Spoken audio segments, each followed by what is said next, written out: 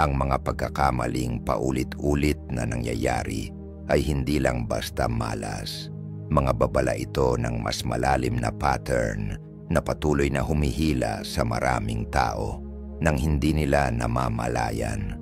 Alam mo yung pakiramdam na akala mo natutunan mo na ang leksyon. Pero ilang buwan lang ang lumipas, inuulit mo na naman ang parehong pagkakamali.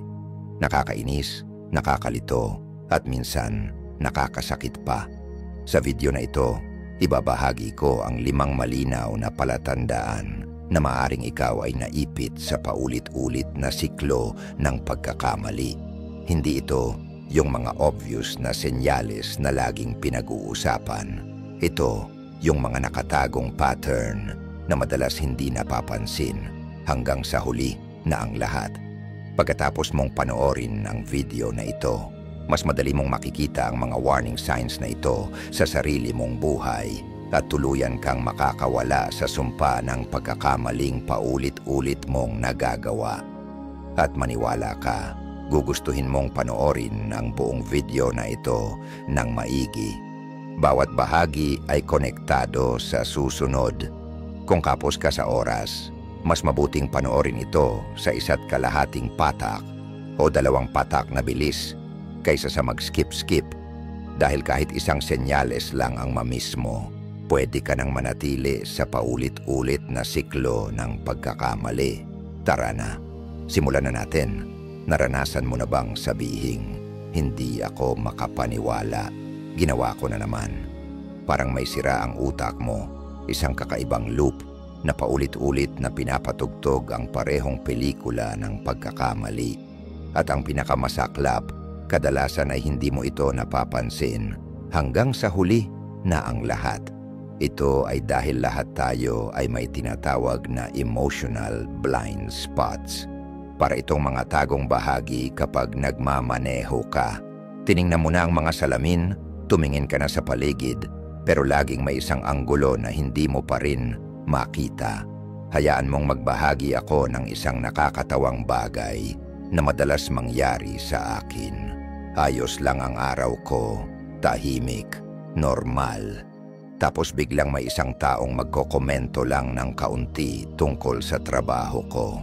At sa isang iglap, parang nag-iba na ako ng pagkatao.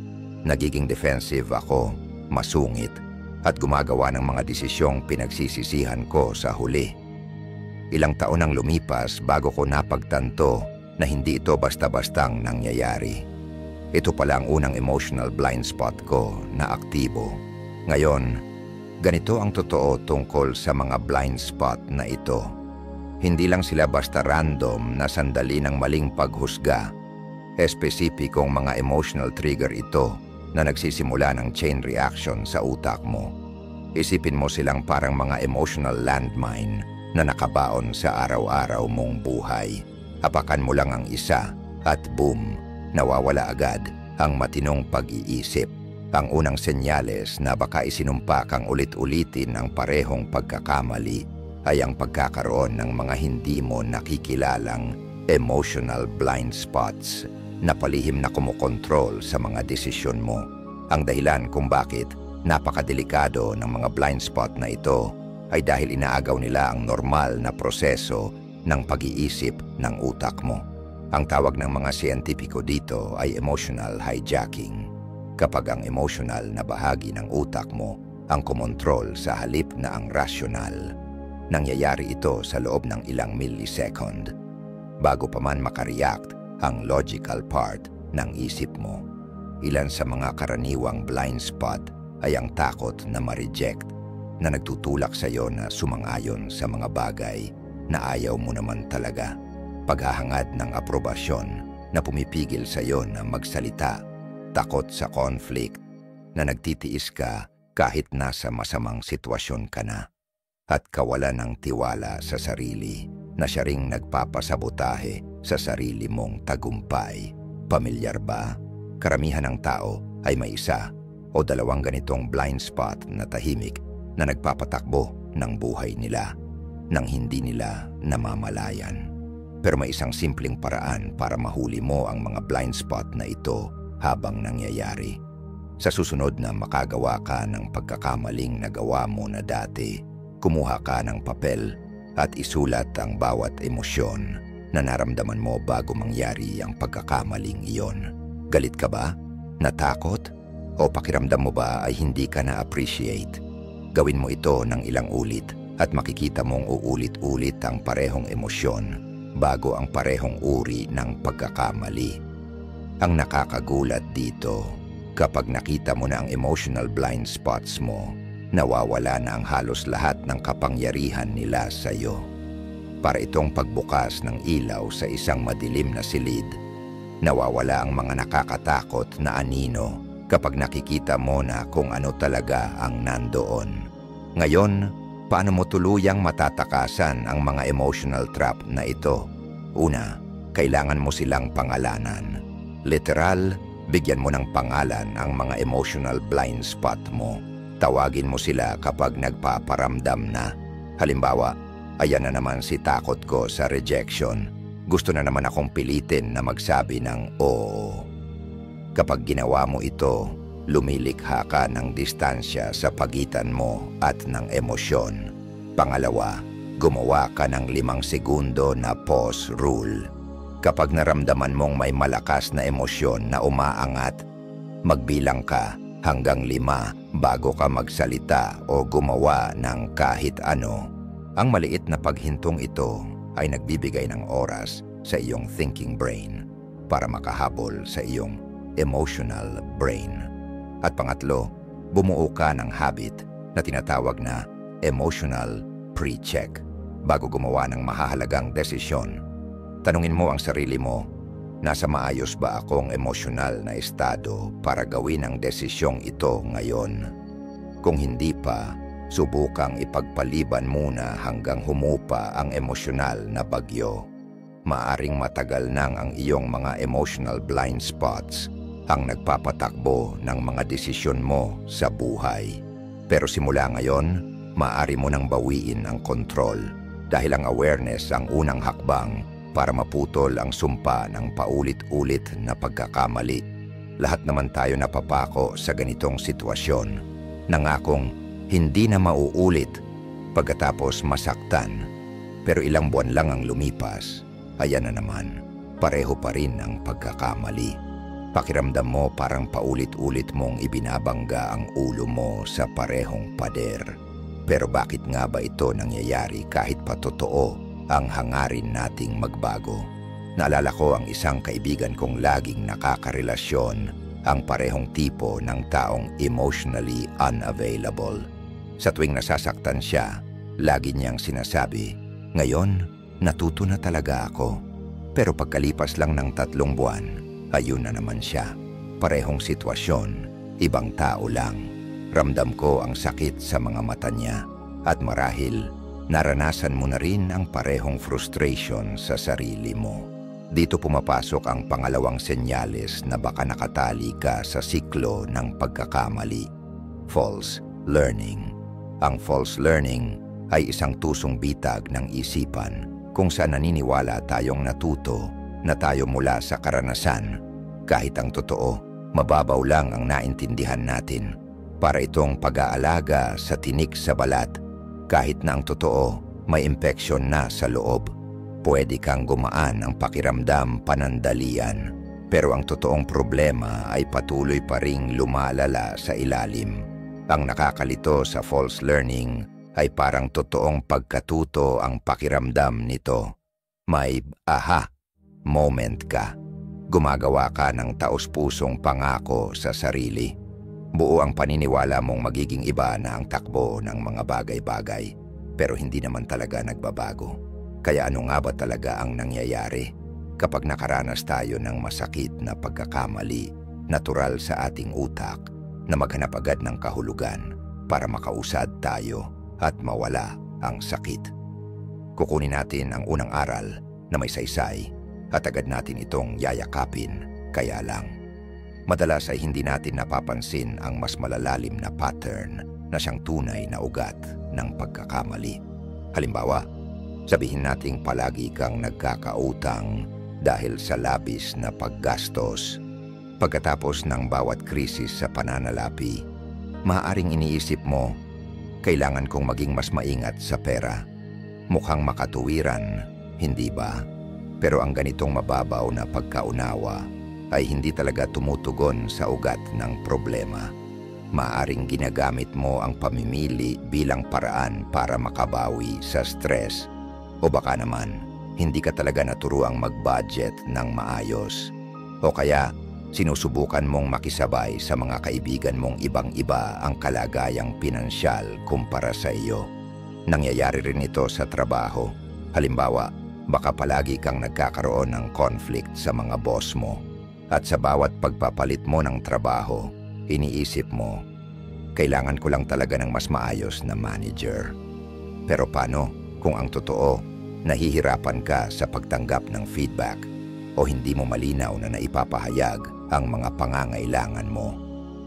Ang pagkakaiba ng surface learning sa deep learning ay parang pagkakaiba ng pagkabisa lang sa isang formula sa math at tunay na pag-unawa kung paano ito gamitin. Yung una, makakatulong lang sa'yo para makapasa sa isang test. Pero yung pangalawa, binabago ang paraan ng pagharap mo sa mga problema sa buong buhay mo. Ngayon, paano mo malalaman kung tunay ka nang natuto o kumbinsido ka lang na natuto ka? Heto ang isang simpleng test. Kaya mo bang ipaliwanag ng malinaw kung ano talaga ang naging problema, bakit ito nangyari, at ano mismong partikular na ugali o kilos ang kailangan mong baguhin? Kung ang sagot mo ay malabo, tulad ng susubukan ko na lang maging mas maingat o mas pagbubutihan ko, babala ito na maaring false learning lang ang meron ka. Ang tunay na pagkatuto ay kusang nagbabago ng asal, hindi dahil pinipilit mo, kundi dahil natural na itong dumadaloy sa'yo. Kapag tunay kang natuto, ang bagong paraan ng pag-iisip at pagkilos ay hindi na pakiramdam na parang lagi mong nilalabanan ang sarili mong instinct. Para makaalpas sa false learning, magsimula sa pamamagitan ng pagtatanong ng mas mahusay na mga tanong. Sa halip na, ano ang mali? Itanong mo, anong pattern ang paulit-ulit na lumalabas sa iba't ibang bahagi ng buhay ko? Sa halip na, paano ko aayusin ito? Itanong mo, ano ang iniiwasan kong makita tungkol sa sarili ko sa ngayon? Ang pinakamahirap na katotohanan ay ito, ang tunay na pagkatuto ay madalas hindi komportable. Maaaring kailanganin mong harapin ang mga bahagi ng sarili mong matagal mo nang iniiwasan o aminin na mas komplikado ang problema kaysa sa akala mo. At bago tayo magpatuloy, kung may halaga kang nakukuha sa mga pananaw na ito at gusto mong suportahan ang channel na ito, maaari mong i-click ang thanks button sa ibaba ng video. Malaking tulong ito para makagawa pa kami ng mas maraming content na nakakatulong magbago ng buhay at makabasag sa mga siklo ng paulit-ulit na pagkakamali. Ngayon, magpatuloy tayo sa ikatlong palatandaan na baka nakatali ka pa rin sa parehong pagkakamali. Alam mo ba na ang kapaligiran mo ay palihim na niproprogram ang kilos mo araw-araw at hindi ito katang-isip na parang sa CP. Ngayon, magpatuloy tayo sa ikatlong palatandaan na baka nakatali ka pa rin sa parehong pagkakamali. Alam mo ba na ang kapaligiran mo ay palihim na niproprogram ang kilos mo araw-araw at hindi ito katang-isip na parang sa CP? Ganito talaga kung paano nakawire ang ating utak para gumana. At maaring ito ang pinakanalilimutang dahilan kung bakit paulit-ulit mong nagagawa ang parehong pagkakamali. Ang ikatlong senyales na tila isinumpa kang ulit-ulitin ang parehong pagkakamali ay ito. Nakatali ka sa mga bitag ng iyong kapaligiran. Mga makapangyarihang puwersang pansitwasyon na halos siguradong ilulugmok ka sa parehong pattern. Gaano ka man kahanda o kagustuhang magbago. Isipin mo itong nakakagulat na katotohanan. Ayon sa mga pag-aaral sa behavioral psychology, hanggang 70% ng mga kilos natin araw-araw ay hindi talaga sinasadyang desisyon. Mga otomatikong tugon ito na na-trigger lang ng ating kapaligiran. Ibig sabihin, ang mga lugar, tao, at sitwasyong nakapaligid sa iyo ay literal na nagtatakda kung magtatagumpay ka o mabibigo. Kahit bago mo pa man mapansin ang nangyayari, ipinta natin ang isang larawan kung paano ito gumagana. Isipin mong sinusubukan mong putulin ng ugali ng pag-check ng cellphone pagkagising sa umaga dahil ito'y nagbibigay sa iyo ng anxiety at sumisira sa simula ng araw mo. Gumawa ka ng matibay na desisyon kagabi. Bukas, hindi ko muna hahawakan ang phone ko hanggang matapos akong mag-almusal. Ayos na plano. Pero pagdating ng umaga, ano ang nasa tabi ng kama mo? Ang cellphone mo na ginagamit mong alarm.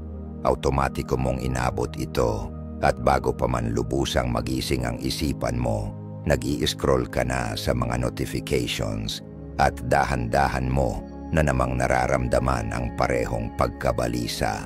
Nanalo ang kapaligiran sa round na ito bago pa man sumulpot ang willpower mo sa laban. At hindi lang sa maliliit na bagay ito nangyayari. Mas malaki pa ang epekto ng mga puwersang ito sa ibang bahagi ng buhay. Halimbawa, nagdesisyon kang tumigil sa pakikipagtsismisan sa opisina dahil alam mong nagdulot ito ng problema noon. Mahusay na desisyon. Pero napunta ka ulit sa pantry kasama ang parehong grupo ng mga katrabahong palaging nagtsitsismis. At bago mo pa man mamalayan, nakikisali ka na rin sa usapan kahit hindi mo naman talaga planong gawin. Ang pisikal na lokasyon mo at ang social circle mo ang lumilikha ng sitwasyon kung saan ang dating asal ay halos imposibleng iwasan. Ang tawag ng mga psychologist dito ay choice architecture. Ang mga hindi halatang paraan kung paano nakaayos ang kapaligiran mo para gawing mas madali ang ilang desisyon at mas mahirap ang iba.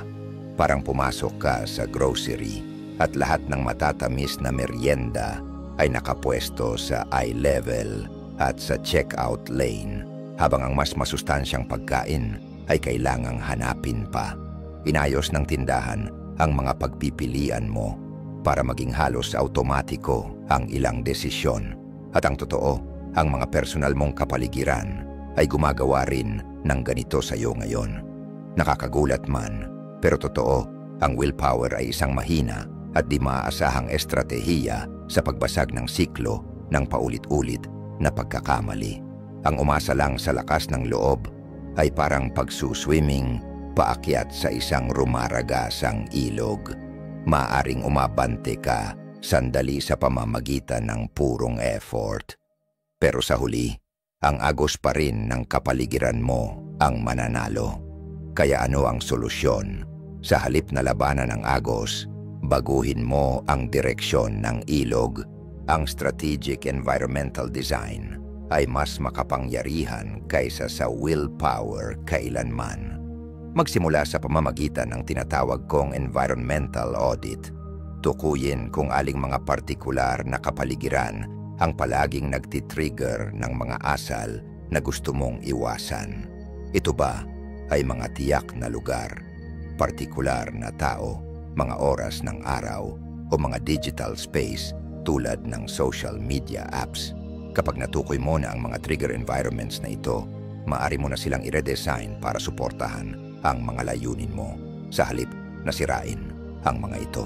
Sa halimbawa ng cellphone, maaring ang solusyon ay bumili ng totoong alarm clock at i-charge ang cellphone mo sa ibang kwarto sa gabi. Sa kaso naman ng tsismisan sa opisina, pwede mong baguhin ang oras o lugar ng iyong break o kaya magdala ng mga paksa na positibo para mabago ang takbo ng usapan. Ang pinakamakapangyarihang bahagi ng environmental design ay gumagana ito kahit naka-autopilot ka, na siyang default state ng karamihan sa atin. Kapag inalis mo ang mga environmental triggers, hindi mo na kailangang patuloy na labanan ang mga nakasanayan mong ugali. Ang tamang asal ay nagiging landas ng pinakamababang pagsisikap. Tandaan mo, ang kapaligiran mo ay huhubog ng asal mo. May pahintulot ka man o wala. Ang tanong ay, pabayaan mo ba itong mangyari ng basta-basta o ikaw mismo ang magdidisenyo ng kapaligirang iyon? Maaaring ito ang pinakahindi nagagamit na estratehiya sa pagputol sa sumpa ng paulit-ulit na pagkakamali. Pero madalas din itong pinakabisa. Ngayon, may isang partikular na parirala na dapat mong iwasang sabihin. Kasi, ganito na talaga ako. Sa tuwing binibigkas mo ito, baka hindi mo namamalayan na ikinukulong mo ang sarili mo sa isang hindi nakikitang hawla. Ang tila inosenteng pariralang ito ay nagpapakita ng isang malalim na katotohanan kung bakit paulit-ulit nating nagagawa ang parehong pagkakamali kahit malinaw na nakikita na natin ang mga bunga nito. At ito mismo ang nagtuturo sa atin sa ika-4 na senyales na baka nakatali ka sa siklo ng pagkakamali. Identity attachment. Ang identity attachment ay mas malalim kaysa sa mga ugali o pattern. Ito ay tungkol sa kung ano ang pinaniniwalaan mong tunay na pagkatao mo. At kapag ang isang bagay ay naging bahagi na ng iyong pagkakakilanlan, ang utak mo ay gagawa ng lahat ng paraan upang protektahan at panatilihin ang imahe na iyon. Kahit pa nakasasama ito sa iyo. Isipin mo kung ilang beses mo nang narinig o ikaw mismo ang nagsabi ng mga katagang, "Hindi talaga ako morning person. Palagi akong palpak pagdating sa pera. Ganyan talaga ako. Lagi kong ginagawa ang lahat sa huling minuto." O, "Hindi ako marunong sa mga relasyon." Hindi lang ito basta kaswal na obserbasyon. Isa itong pahayag ng pagkakakilanlan at tinatrato ito ng utak mo bilang isang pangunahing katotohanan na dapat ipagtanggol. Ayon sa agham, ang utak mo ay nararamdaman ang banta sa identity sa parehong bahagi ng utak na nagpoproseso ng pisikal na sakit. Ibig sabihin, ang pagsubok na hamunin ang paniniwala mo tungkol sa sarili ay kasing sama ng pagharap sa aktwal na pisikal na panganib. Dahil dito, ipagtatanggol ng utak mo ang dating imahe ng sarili mo. Kahit ang kapalit ay sabotaheng ang mga positibong pagbabagong nais mong gawin. Kaya kung may taong naniniwalang, "Hindi ako athletic," kahit gumagana ang bagong exercise routine niya, bigla na lang siyang titigil. O kung iniisip ng isang tao na palagi siyang gipit sa pera, baka hindi niya namamalayang ginagastos niya agad ang biglang dumating na pera imbes na ipunin. Ang mga bagong asal na ito ay nagdudulot ng tinatawag na cognitive dissonance, isang mental conflict sa pagitan ng mga ginagawa mo at ng pagkakakilanlan mo sa sarili. At gagawin ng utak mo ang lahat upang mawala ang hindi komportableng damdaming ito sa pamamagitan ng pagbabalik sa dating ugali na tugma sa lumang identity mo. Ang pinakamapanganib na identity attachments ay madalas na nakatago sa harap ng ating mga mata, nakadamit bilang tila walang bahid na katotohanan tungkol sa sarili sa halip na paniniwalang pwedeng baguhin. Madalas itong may kasamang mga salitang tulad ng palagi, "Hindi kailanman, ganito na talaga ako," o "Ako yung tipo ng tao na..." Mga pahiwatig ito na hindi mo na lang inilalarawan ng kilos, kundi isinasabuhay mo na ito bilang bahagi ng kung sino ka. Paano mo malalaman kung ang pagkukwento mo tungkol sa sarili mo ay humahadlang sa pag-unlad mo? Pansinin kung kailan mo nararamdaman ang matinding pagtutol na baguhin ang isang ugali. Madalas ito ay senyales na nabangga mo ang isang identity belief. Bigyang pansin din kung ginagamit mo ang mga katagang, "Ganyan na talaga ako," upang ipaliwanag ang mga pagkakamaling paulit-ulit mong ginagawa. At obserbahan ang mga sitwasyon kung saan, matapos ang unang tagumpay sa pagbabagong asal, bigla mo na lang itong sinasabotahi o tinatalikuran. Ang mabuting balita, hindi permanente ang pagkakakilanlan natin. Nabubuo ito mula sa mga kwentong paulit-ulit nating sinasabi sa ating sarili. At ang mga kwentong ito ay pwede nating baguhin. Ipinapakita ng mga pag-aaral sa neuroplasticity na ang ating utak ay literal na nag-aayos at nagre-restructure ng sarili batay sa ating mga karanasan at paniniwala. Pwede mong baguhin ang wiring ng utak mo upang suportahan ang isang bagong imahe ng sarili. Ang susi ay ang paglikha ng identity flexibility sa halip na palitan lang ang isang matigas na identity ng isa pang matigas. Magsimula sa pamamagitan ng pagbabago mula sa mga absolutong pahayag tulad ng ganito ako tungo sa mas bukas at flexible na pahayag gaya ng minsan nagiging ganito ako sa halip na sabihing magulo talaga akong tao. Subukang sabihing madalas akong nahirapan sa pagiging organisado noon pero ngayon ay gumagawa na ako ng mga bagong sistema. Sa ganitong paraan, nagbibigay ka ng mental space para sa bagong ugali nang hindi natatrigger ang depensa ng identity mo. Isa pang makapangyarihang technique ay ang tinatawag na identity experimentation. Sa halip na gumawa agad ng permanenteng pagbabago sa iyong pagkakakilanlan na maaring makaramdam ka ng takot o pagtutol, subukan mo munang hiramin ang isang bagong identity pansamantala. Sabihin mo sa sarili mo, sa susunod na 2 linggo, susubukan kong maging uri ng taong regular na nag-ehersisyo. Dahil ipinapakita ito bilang isang eksperimento, nababawasan ang pagtutol at hindi ito nararamdaman bilang banta sa kung sino ka. Pero marahil ang pinakaimportanteng hakbang ay ang sadyang palawakin ang pagkakakilanlan mo upang isama ang paglago mismo.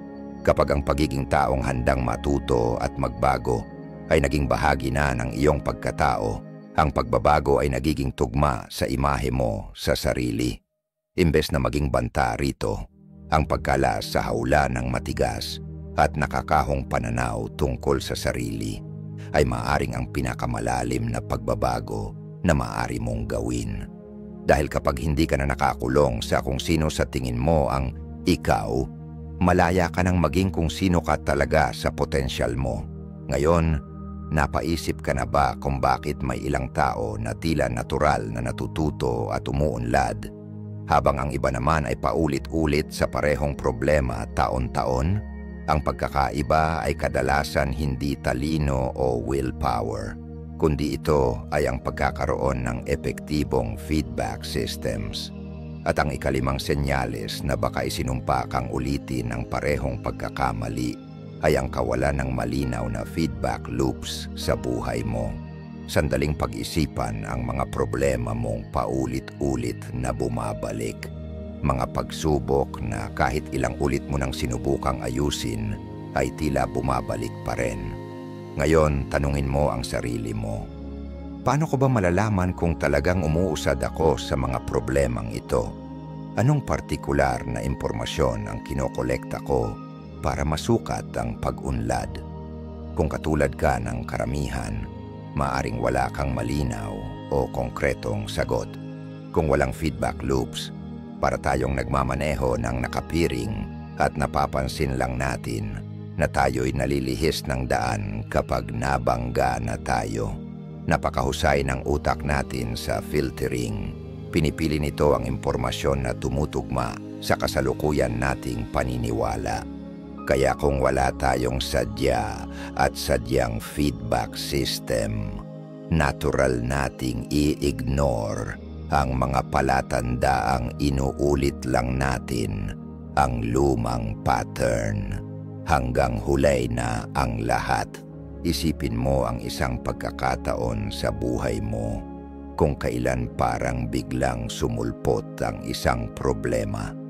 Maaring isang relasyon ang bigla na lang natapos, nakatanggap ka ng feedback sa trabaho na lubos mong ikinagulat, o isang isyong pangkalusugan ang lumitaw na wala kang kamalay-malay. Pero kapag binalikan mo, makikita mong marami palang maliliit na senyales ang hindi mo napansin sa daan. Ang mga senyales na ito ay representasyon ng mga sirang feedback loops. Karamihan sa atin ay umaasa sa tinatawag ng mga researcher na lagging indicators, mga ebidensyang lumilitaw matapos na mangyari na ang isang pattern. Napapansin lang natin ang pagkakamali pagkatapos na kapag nararamdaman na natin ang mga bunga nito. Ang susi para makaalis sa siklo ng paulit-ulit na pagkakamali ay ang lumipat sa leading indicators, mga maagang babala na nakakatukoy ng pattern bago pa ito tuluyang lumala. Halimbawa, sa halip na mapansin mo lang ang problema sa relasyon kapag mainit na ang bangayan, lagging indicator, maaari mong subaybayan kung ilang beses kayo nagkakaroon ng makabuluhang pag-uusap na walang sagabal sa isang linggo, leading indicator. O kung dating napapansin mo lang ang problema sa pera kapag ubos na ang budget mo, lagging. Ngayon ay maaari mong bantayan araw-araw ang mga biglaang pagnanasa mong gumastos, leading. Dito madalas nagkakamali ang mga tao pagdating sa feedback. Inilalayo nila ang sarili nila dito dahil hindi komportable. O kaya naman ay humihingi sila ng malabo at biased na feedback na hindi talaga nakatutulong para magbago. Alam nating lahat ang taong nagtatanong ng, "Kamusta ako?" Pero ang totoo, naghahanap lang ng assurance, hindi ng totoo. Ang paggawa ng epektibong feedback loops ay nangangailangan ng tapang at estratehiya. Una, tukuyin mo ang mga partikular na ugali na gusto mong subaybayan. Mas konkreto, mas mabuti. Halimbawa, kung pinagtatrabahuhan mong maging mas assertive, maaari mong bilangin kung ilang beses mong malinaw na ipinahayag ang iyong pangangailangan sa bawat araw. Mas makabuluhan ito kaysa sa basta na lang iniisip kung mas assertive ka nga ba. Pagkatapos magtakda ng regular na oras para balikan at suriin ang mga datos. Dahil kung wala kang nakatakdang panahon para mag-reflect, kahit gaano pa kahusay ang feedback mo, mawawala rin ito sa gitna ng abalang araw-araw na buhay. Maaring mga hulugan ito ng lingguhang pagsusuri sa mahahalagang sukatan mo o buwan ng pag-uusap kasama ang isang mapagkakatiwalaang kaibigan tungkol sa iyong pag-unlad. Ang pinaka-epektibong feedback ay kadalasang nagmumula sa panlabas na mga pinagmulan. Mga taong nakakakita ng mga blind spot mo, pero narito ang kritikal na bahagi na madalas hindi pinapansin. Kailangan mong turuan ang mga tao kung paano ka bigyan ng kapaki-pakinabang na feedback. Ang mga malabong komento gaya ng "ang galing mo" o "kailangan mong mas pagbutihin" ay hindi nakakatulong dahil wala silang konkretong aksyon. Sa halip, magtanong ka ng tiyak, "May pagkakataon ba ngayong linggo na nakita mong bumabalik ako sa lumang pattern ko? O ano ang isang bagay na maaari kong baguhin sa susunod?" Marahil ang pinaka-naiisang tabi pagdating sa feedback ay ang paglikha ng emosyonal na kaligtasan sa paligid nito. Natural sa utak nating ipagtanggol ang sarili laban sa impormasyon na nararamdamang nakakatakot o nanghuhusga. Subukan mong gumawa ng isang simpleng ritual bago tumanggap ng feedback. Huminga ng malalim ng 3 beses at ipaalala sa sarili na ang feedback ay impormasyon para sa paglago, hindi isang hatol sa halaga mo bilang tao. Narito ang isang simpleng daily practice na maaring baguhin ang relasyon mo sa feedback. Bawat gabi, tanungin ang sarili ng 3 tanong. Ano ang naging maayos ngayong araw? Anong pagkakamali ang muntik ko nang maulit? At anong pagbabago ang gagawin ko bukas? Ang simpleng cycle na ito ay nagsasanay sa utak mo na mas maagang matukoy ang mga pattern. Ang totoo, ang kawalan ng feedback loops ay lumilikha ng uri ng developmental blindness. Kapag wala nito, Maaari tayong gumugol ng maraming taon o kahit dekada na tapat na naniniwalang tayo ay umuunlad. Kahit ang totoo, umiikot-ikot lang tayo sa parehong problema. Pero sa intentional at maayos na feedback systems, kahit ang pinakamatagal ng pattern ay maaaring masira. Maglaan ng sandali para pag-isipan. Saang bahagi ng buhay mo maaaring makatulong ang mas malinaw na feedback upang maputol ang siklo ng paulit-ulit na pagkakamali? Paano ka magsisimulang sukatin ang pag-unlad mo sa bahaging iyon? Ngayong araw, napag-usapan natin ang 5 palatandaan na posibleng nagiging dahilan kung bakit paulit-ulit mong inuulit ang parehong pagkakamali. Emotional na blind spots na lehim na kumokontrol sa iyong mga desisyon. Maling pagkatuto na nagpaparamdam na ika'y nagbabago kahit hindi talaga. Mga bitag ng kapaligiran na patuloy kang ibinabalik sa luma mong ugali. Attachment sa identity na naglalagay sa iyo sa loob ng kahon. Kakulangan ng feedback loops na para kang gumagalaw ng walang direksyon. Hindi hiwa-hiwalay ang mga ito. Bumubuo sila ng isang magkakaugnay na sistema na nagpapanatili sa iyo sa paulit-ulit na siklo. Ang iyong emosyonal na blind spots ang nagdadala sa maling pagkatuto na pinapatibay naman ng iyong kapaligiran, pinoprotektahan ng identity mo at pinapalala ng kakulangan sa feedback. Ngunit ang mabuting balita, ang kamalayan ang pangunahing susi para simulan ang pagbuwag sa buong sistemang ito. Ngayong kaya mo nang kilalanin ang mga pattern na ito, nagawa mo na ang pinakaimportanteng unang hakbang patungo sa kalayaan. Nakita ko na mismo kung paanong nababago ang buhay ng mga tao gamit ang mga kaalamang ito, tulad ng isang kakilala kong nakawala sa 15 taong siklo ng toxic relationships matapos niyang harapin ang kanyang emotional blind spots at identity attachments. Sa loob lamang ng ilang buwan, naging ibang-iba na ang takbo ng kanyang buhay. Ngayon, nasa iyo ang desisyon. Maaari mong isara ang video na ito at ipagpatuloy ang dati mong buhay kung saan ang mga di nakikitang puwersa ang humuhubog sa kinabukasan mo. O maaari mong gamitin ang mga natutunan mo ngayon upang simulan ng isang bagong kwento. Isang kwento kung saan hindi ka na isinumpang ulitin ang parehong masasakit na aral. Kung binuksan ng video na ito ang paningin mo, huwag hayaang lagpasan ito ng algorithm. I-click mo ang suggested video na nasa screen mo ngayon. Pinili ito para ituloy ang kaalaman mo at iangat pa ang personal mong pag-unlad. Pasasalamatan ka ng future self mo dahil pinili mong ipagpatuloy ang paglalakbay na ito tungo sa tunay na pagbabago.